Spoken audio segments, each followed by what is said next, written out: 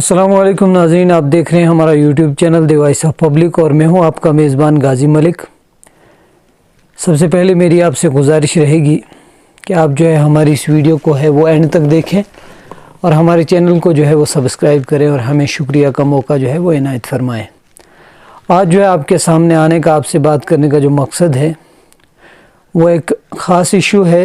जैसा कि आप सभी लोग जानते हैं कि जम्मू कश्मीर जो है पिछली कुछ दहाइयों से है जिन हालात से गुज़र रहा है वो बखूबी आप सबके सामने हैं। मैं उन तमाम हालात के बारे में कोई तबसरा यहाँ पर करना तो नहीं चाहता और मेरा मकसद जो है मैं उस पर आता हूँ। और मेरा मकसद आज का ये है कि आज जो है कल और आज 24 घंटे गुज़रने के बाद एक बैंक मैनेजर जो कि इलाकाई देहाती बैंक में काम करते थे कुलगाम डिस्ट्रिक्ट में, उनकी जो है वो हत्या कर दी जाती है, उन्हें गोली मार दी जाती है।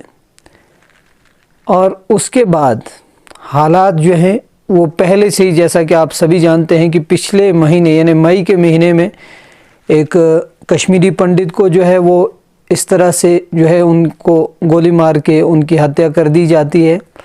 और कल की डेट में कुलगाम डिस्ट्रिक्ट के अंदर ही एक टीचर की जो है वो हत्या कर दी जाती है इसी तरह से गोली मार के।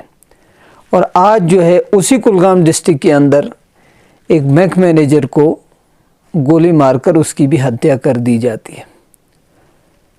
ये तमाम चीज़ें एक तरफ और सरकार के दावे एक तरफ, और ख़ास अगर मैं बात करूं तो उन्हीं कश्मीरी पंडितों से जिनकी ये टारगेट किलिंग हो रही है, उन्हीं के बारे में, उन्हीं के साथ मौजूदा सरकार, मरकज़ी सरकार का एक बहुत बड़ा वादा ये था कि हम कश्मीरी पंडितों को वापस कश्मीर भेज देंगे। क्या ऐसा हुआ? क्या इस तरह से वापस कश्मीर भेजा जा रहा है? ये सबसे बड़ा सवाल है। और दूसरी बड़ी बात यह है, जैसा कि अब सब लोग जो है इस चीज़ से वाकिफ़ हैं कि कश्मीर के हालात क्या थे, क्या हैं और कहाँ की तरफ जा रहे हैं, ये तमाम चीज़ें आप सबके सामने हैं और आप इन चीज़ों से बखूबी वाकिफ़ हैं। लेकिन एक ख़ास बात जो है वो ये है कि आर्टिकल 370 और 35A के हटने के बाद क्या वाकई जम्मू कश्मीर में कुछ बदला?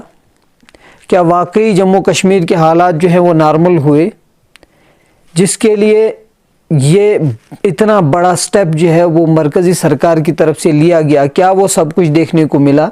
ये सबसे बड़ा सवाल है। क्या वो चीज़ें हासिल हुई जो मरकज़ी सरकार ने जिस मकसद के लिए इसको किया था? ये सबसे बड़ा सवाल है। और साथ ही एक बड़ा सवाल ये है, आज की अगर मैं बात करूं, कश्मीरी पंडित तो पिछले महीने से प्रोटेस्ट कर रहे हैं और अपनी सेफ्टी की बात कर रहे हैं, और लेकिन आज कल जो किलिंग होती है टीचर की, एक औरत थी, टीचर थी, और उनकी किलिंग होती है, टारगेट किलिंग, और उनकी जो है उसमें मौत हो जाती है। उसके बाद लेफ्टिनेंट गवर्नर एक हंगामी मीटिंग तलब करते हैं और मीटिंग में ये फ़ैसला किया जाता है कि कश्मीरी पंडित जो भी कश्मीर में हैं, नौकरी करते हैं, उन्हें जो है एम्प्लॉइज़ जितने भी कश्मीर में हैं उन्हें जो है वो सेफ़ जोन में पहुंचाया जाए, सेफ़ जोन में रखा जाए और अपनी चॉइस की जो भी जगह वो बोलते हैं उस जगह उनकी ट्रांसफ़र की जाए और वहाँ पर वो लोग नौकरी करेंगे। लेकिन आज ही मैं न्यूज़ सुन रहा था द स्ट्रेट लाइन की, और वहाँ आपने सुना होगा कि वहाँ जो है एक जो प्रोटेस्टर थे, जो प्रोटेस्ट कर रहे थे लोग प्रेस क्लब के बाहर जम्मू में, तो वो ये चीज़ बता रहे थे कि उनका एक सवाल था कि क्या 2009 से पहले ये चीज़ें हो रही थी? ये सबसे बड़ा सवाल था उनका। और दूसरी चीज़ ये थी कि कश्मीर में कहाँ सेफ जोन है जहाँ पर हमें भेजा जाएगा, यानी कि उनका जो भरोसा है, विश्वास है, वो सारा का सारा जो है वो ख़त्म हो चुका है और वो कहीं भी किसी भी जगह कश्मीर को सेफ जोन मानने को तैयार नहीं है।